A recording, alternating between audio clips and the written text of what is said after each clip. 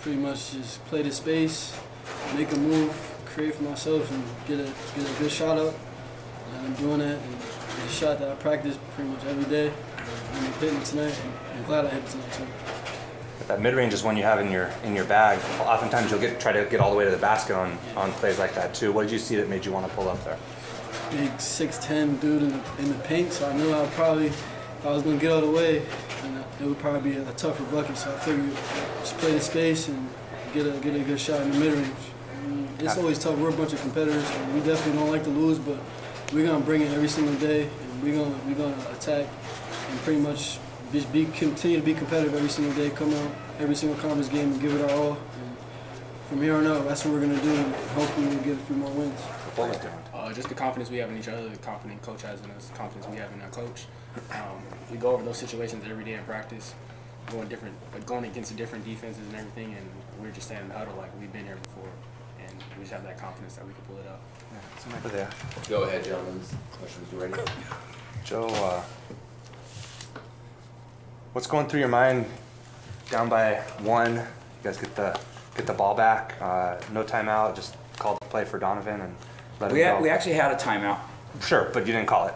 We didn't call it because we had just spent previously like Santa Barbara situation. We have special situations almost every practice. We have 1-minute games. We have cards for plays, and then today, ironically again, we went through our shoot around and we went through 4 special scenarios. The situation that we had for Donovan at the end was a play that we have called that I didn't feel like we needed any timeout for. If he got the ball, everybody knew what they should be doing, and then that would give us a chance to still hold that timeout. If he misses and we foul, if he makes it and there's short clock, us getting set up, there's different theories on that one, but proud of our guys because every coach has special situations. Every coach works on stuff, but not every coach has a team that when you're getting punched a few times and you're feeling like you're hanging your head a little bit, coming back and putting a 2-hour practice in and an hour film session. People usually don't want to do that at the end of January. The kids want to they've been going at them for 4 months, and this team doesn't hang their head and listen to those special situations, and that was a play that I think everybody on the team was confident of what we were doing, how we were going to do it, and Don would get a very good look at it, and we'd have a good offensive board opportunity if he didn't. The last 3 or 4 weeks in 6 games, obviously you guys haven't been able to win since the Santa Barbara game. Can you just kind of describe how that's been for your team as a whole, and then kind of what was different about tonight?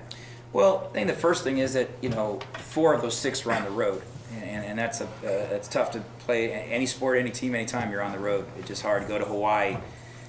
Top team Irvine, top team Davis has a 19-game home winning streak up there. So you go there, and it's tough teams. You have to take your hat off to the top teams on their home court. We gave a game. We're not even ready for the Northridge game. I think that we were tired from being in Hawaii. Tired. It was almost like, oh boy, it's an afternoon game, and let's just get this over with and go home. The other game we lost at home was an overtime game against Fullerton, and then Long Beach came in here and really punched us. So I think that there's kind of an ebb and flow there where you felt like you get the great win against Santa Barbara and you lose in overtime, go to Hawaii, and then you take the long road trip and you start getting beat down a little bit.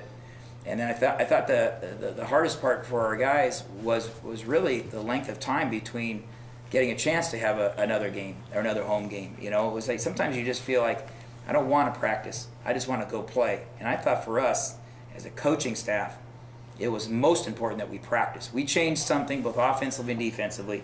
We got Hank healthy, so we had a true 5-man. We had to step into that, and we started alternating as 4 men with Luke and Josh.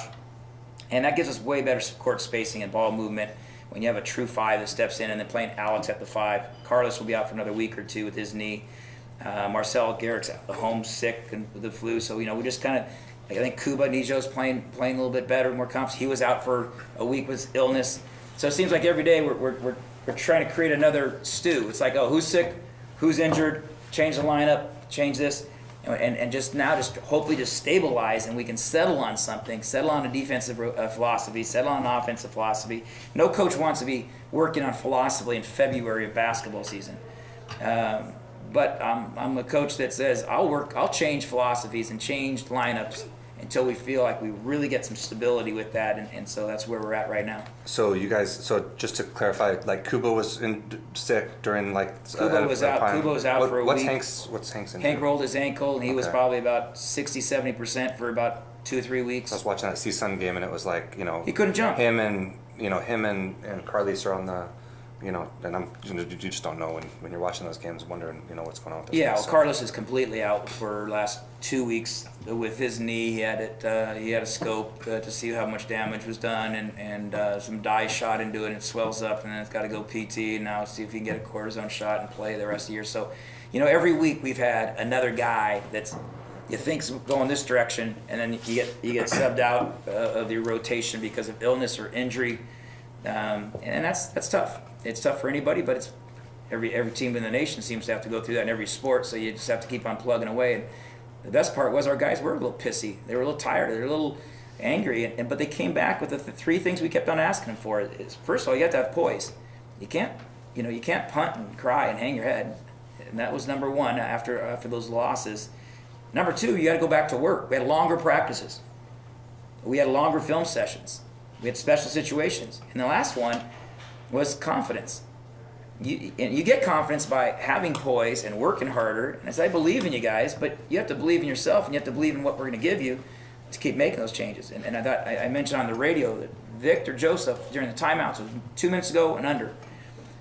Everyone, he's like, we've been here before, guys. We've been here before. We work on this every day in practice. Special situations, we got this. His confidence and he's not a loud guy. Vic's a very soft-spoken kid. But he said it with confidence that really helped the rest of the team, I think. That was really important.